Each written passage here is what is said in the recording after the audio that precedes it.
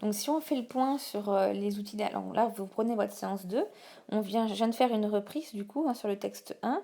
Si on fait le point sur les outils d'analyse à mobiliser, vous avez vu que j'avais utilisé la notion de point de vue qui nous permet d'entrer dans le corps de Maheu.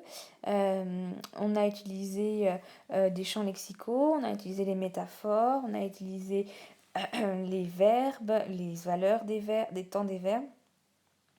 On a utilisé aussi des éléments grammaticaux comme les adjectifs épithètes qui sont très utiles pour une description. Eh bien, je vais vous demander d'utiliser à peu près les mêmes outils pour éclairer les deux autres textes qui vont suivre. Donc, je vais vous demander de passer dans un deuxième temps dans un travail d'autonomie, ce que vous allez devoir faire dans cette séance-là. Et puis, donc, qu'est-ce qu'il convient de faire La séance 2 va se scinder en deux parties. Je vais vous demander de lire les deux textes ici, qui évoquent la mine aussi. Vous verrez que en tête de texte, j'ai contextualisé. Ce texte-là a une spécificité, c'est qu'il fait appel aux paroles rapportées, au style direct. Ça, c'est pour un rappel.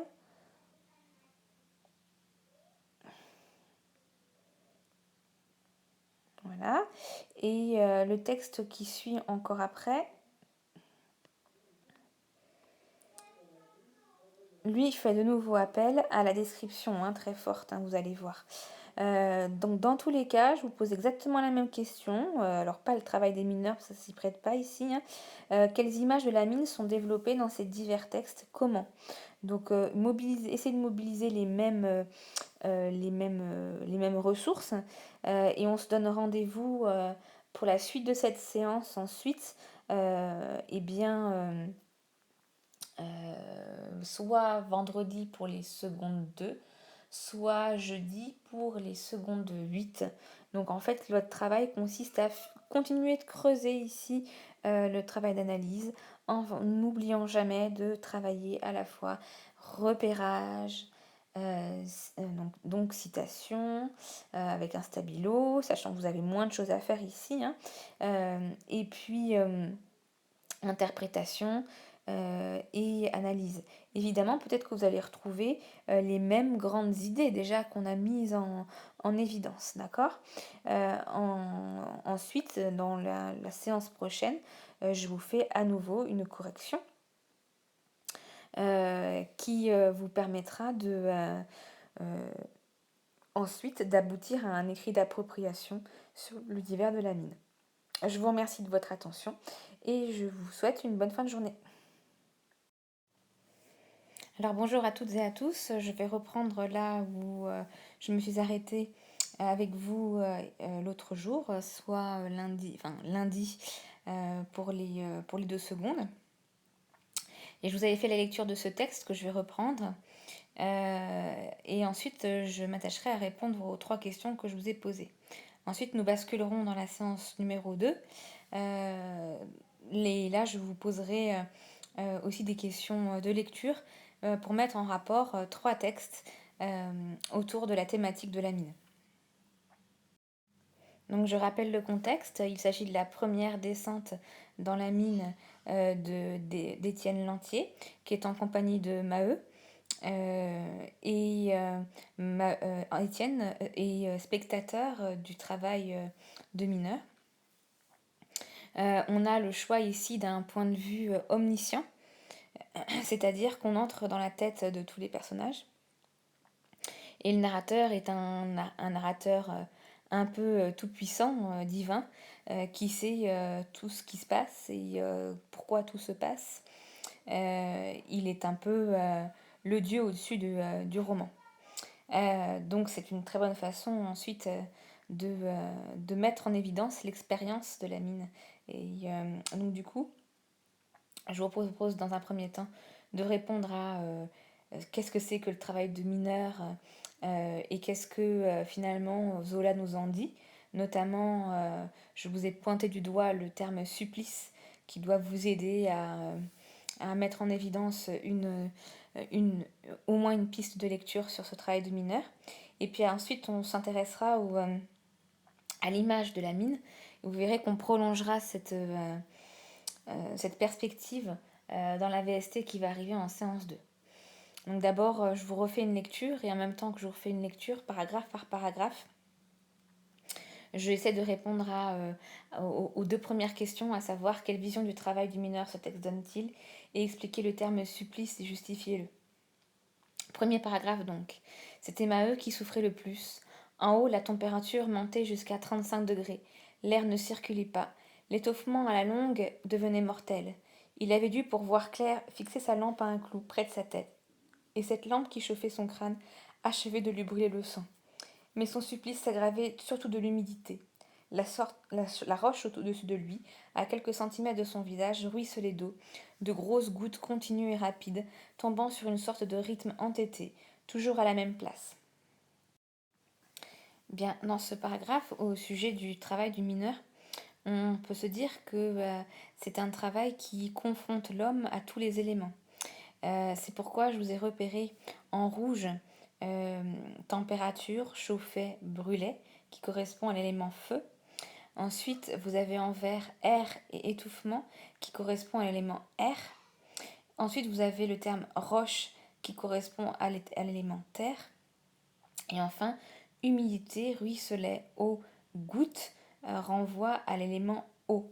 Preuve que le travail de mineur est une confrontation aux quatre éléments et on peut dire qu'il y a quelque chose d'héroïque à survivre dans la mine. Autre élément, sans doute l'élément l'élément naturel le plus difficile à supporter reste l'humidité. Et on aperçoit l'usage d'adjectifs qualificatifs, ici soulignés en bleu, qui indiquent que l'eau est en grande quantité. Donc on observe même trois adjectifs qualificatifs épithètes, pardon, grosse, continue et rapide. Par ailleurs, on a ensuite l'expression rythme entêté qui renvoie à la répétition et l'adverbe toujours signifie renchérir sur cette répétition. Preuve que l'élément eau est sans doute l'élément le plus terrible à supporter. Bref, quelle vision du travail du mineur donne-t-on ici? Tout simplement, on en donne une vision presque héroïque au sens où il faut faire face aux différents éléments. Ça nous amène du coup à la deuxième question, expliquer le terme supplice. Le terme supplice renvoie étymologiquement au terme labeur, travail, et travail dans son étymologie, ça veut dire trepalium, qui veut dire souffrir en fait. Donc Zola voit le travail du mineur comme étant un travail de supplicié, un travail qui vous met à terre, un travail qui vous fait souffrir et non point un travail qui vous épanouit. Et là, on a déjà en filigrane l'argumentation indirecte de Zola qui consiste à dire que le travail annihile l'homme et lui fait du mal. Voilà les quelques éléments déjà qu'on peut apercevoir dans ce premier paragraphe. Passons au deuxième paragraphe. Il avait beau tordre le cou, renverser la nuque, elle battait sa face, s'écrasait, claquait sans relâche. Au bout d'un quart d'heure, il était trempé, couvert de sueur, lui-même fumant d'une chaude buée de lessive. Ce matin-là, une goutte s'acharnant dans son œil le faisait jurer. Il ne voulait pas lâcher son havage. Il donnait de grands coups qui le secouaient violemment entre les deux roches, ainsi qu'un puceron pris entre deux feuillets d'un livre sous la menace d'un aplatissement complet. Bien, je vais poursuivre avec le bleu, vous allez voir. Donc le champ lexical de l'élément eau poursuit son investissement dans le texte. Et donc à ce titre, je peux continuer de relever trempé, sueur, et puis buée qui renvoie à l'eau. Ensuite, on retrouve goutte. Ça, c'est pour l'élément eau. Si on poursuit encore sur l'idée de mouvement continu de l'eau, en fait, on observe que on a de l'imparfait de l'indicatif ici, elle battait sa face, s'écrasait, claquait. Euh, et ici, l'imparfait a une valeur durative. Alors, j'écris pas très bien au doigt, c'est compliqué pour moi. Durative. Euh, ce qui montre, ce qui renchérit bien sur l'idée que l'élément qui accable le plus le mineur reste l'élément haut et il doit faire avec. On observe évidemment euh, l'évocation du travail du mineur, mais finalement, si on compare le travail du mineur en tant que tel et la douleur du mineur au travail, eh bien, ce qui domine, c'est la douleur, d'accord? Le supplice, cette difficulté, hein. On observe un terme technique, avage, qui renvoie au travail de la mine et donc du minerai, hein, bien sûr, on peut poursuivre avec l'univers de la mine, évidemment, avec roche, et ici.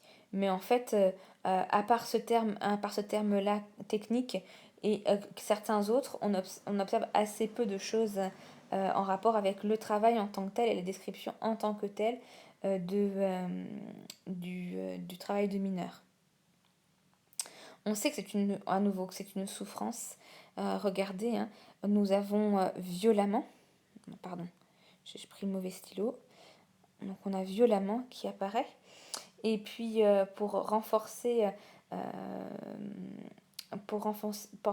à nouveau ce travail de supplicié, on observe une comparaison ici, ainsi qu'un puceron pris entre deux feuilles d'un livre sous la menace d'un aplatissement complet.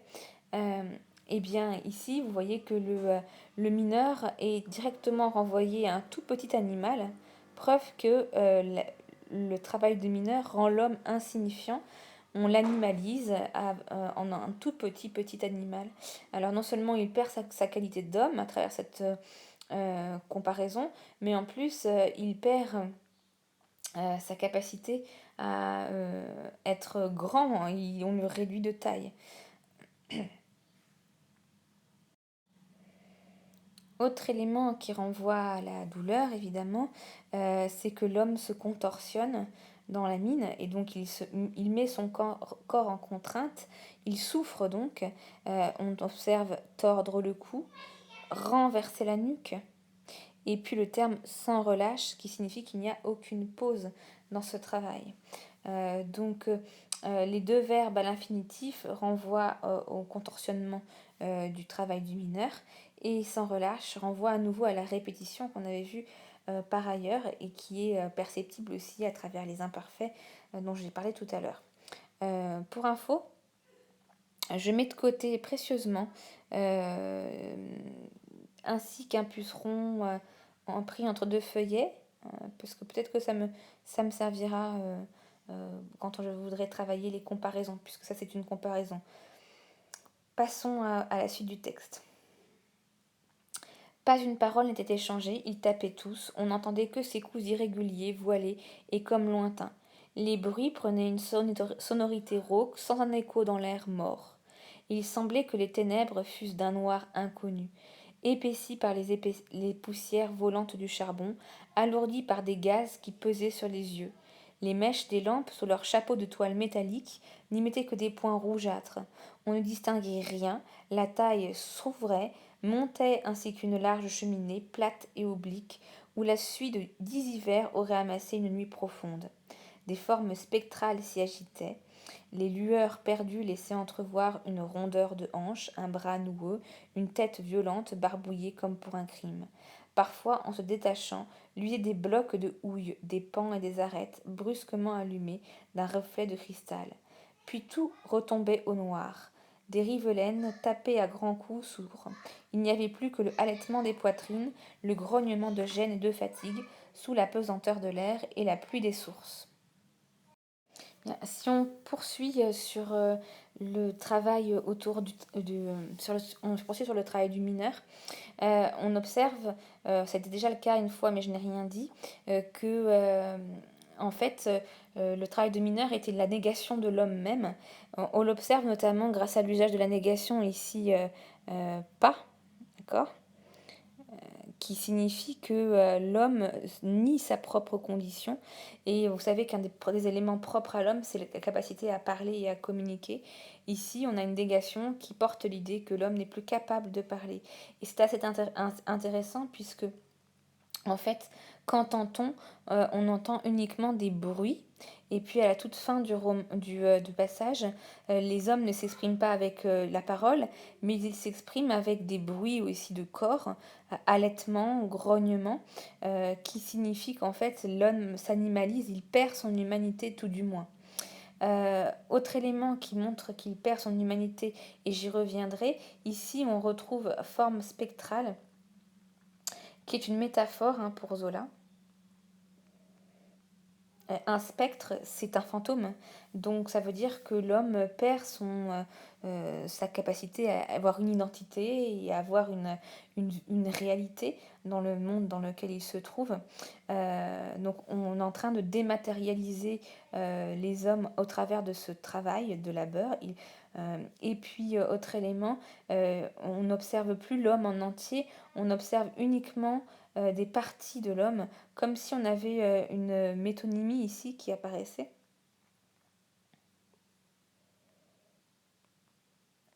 Et qui signifierait que l'homme n'est qu'une petite partie ne représente plus rien et qu'il est morcelé. Voilà pour toutes les idées qu'on peut trouver sur le travail des mineurs. Maintenant, si on reprend le texte, et je vais partir de la fin, puisque ça me semble plus logique, et qu'on travaille sur la mine en tant que telle. Alors on a bien vu que la mine, c'était le rapport avec euh, l'élément terre, mais bien sûr dans la mine, il fait chaud et, euh, il y a de l'humidité aussi. On suffoque dans la mine, on manque d'air. C'est ce qu'on a vu jusqu'à présent. Mais si on prête attention dans cette dernière partie du texte, on observe un certain nombre de choses assez intéressantes, notamment le fait que la mine soit renvoyée aux ténèbres et donc à l'enfer. D'accord? Et là, du coup, on peut travailler sur la couleur et les lumières à l'intérieur de la mine. Ici, on a noir inconnu. On a la notion de poussière, le charbon qui renvoie au noir aussi. Et on a aussi la rougeur avec mèche des lampes et points rougeâtres. Donc en fait, quelle image a-t-on de la mine? Un mélange de noir donc d'obscurité évidemment et quelques points de lueur. Ce qui peut, autre élément qui peut nous renvoyer à, euh, à la noirceur à l'intérieur de la mine, nuit profonde, qui est évidemment une hyperbole, et qui pourrait donc du coup nous renvoyer à cette obscurité folle.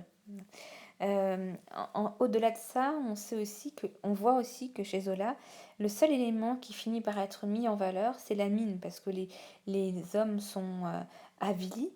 Par contre, la mine, elle, reste belle, parce donc, elle porte l'obscurité, elle a des teintes d'oranger, sans doute, et puis on sait qu'elle luit, qu'elle brille. Euh, et on a aussi une métaphore ici avec reflet de cristal.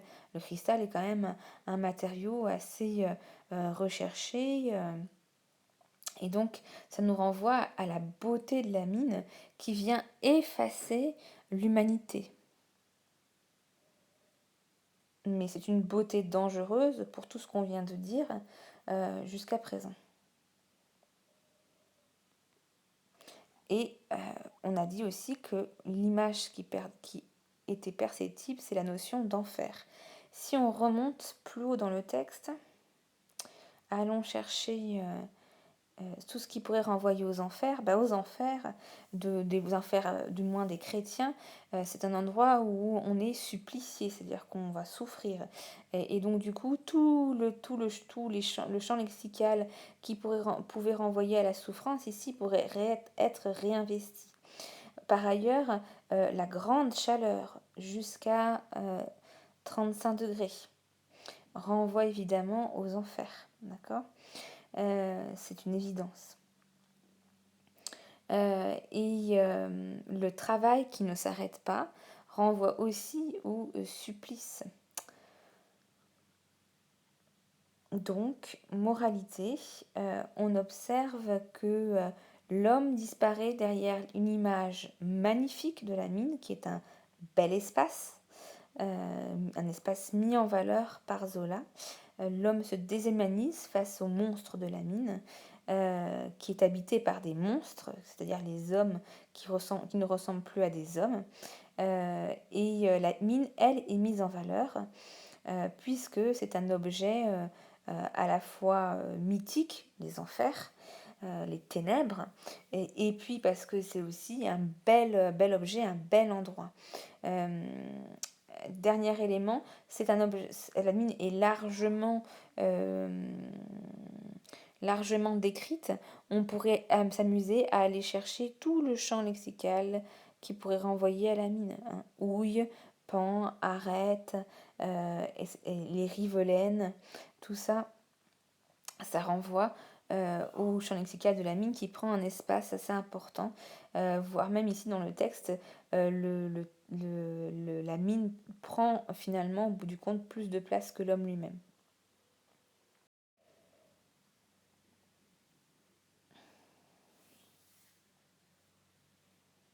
Donc si on en vient, excusez-moi de la coupure, hein, c'est la tablette qui vient de faire ça. Si on en vient aux trois questions que je vous ai posées, quelle vision du travail du mineur ce texte donne-t-il? Expliquer le terme supplice. Donc là, c'était pour vous guider en fait, hein. Euh, donc du coup, le travail du mineur, c'est un combat contre les éléments.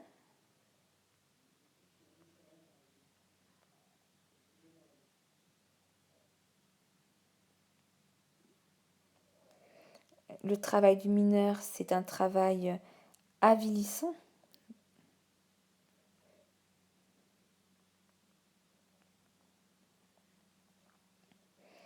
Donc vous avez vu, alors beaucoup d'entre vous, à mon avis, auront dit un travail physique, évidemment, hein, et répétitif.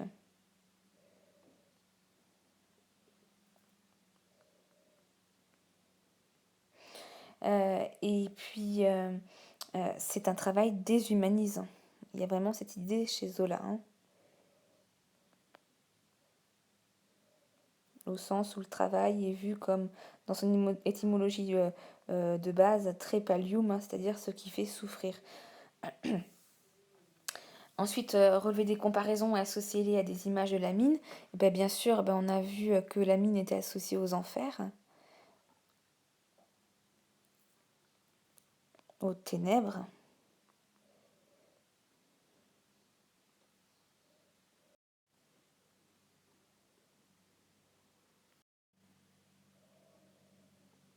La mine reste un élément, un lieu magnifié.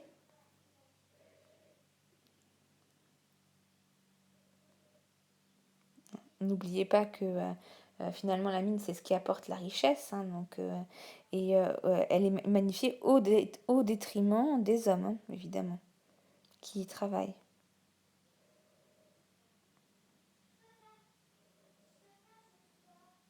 Elle est rattachée à l'élémentaire, évidemment.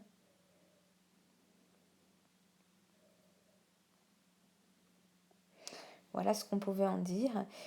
D'une manière générale, on assiste à une description qui, au départ, est assez réaliste.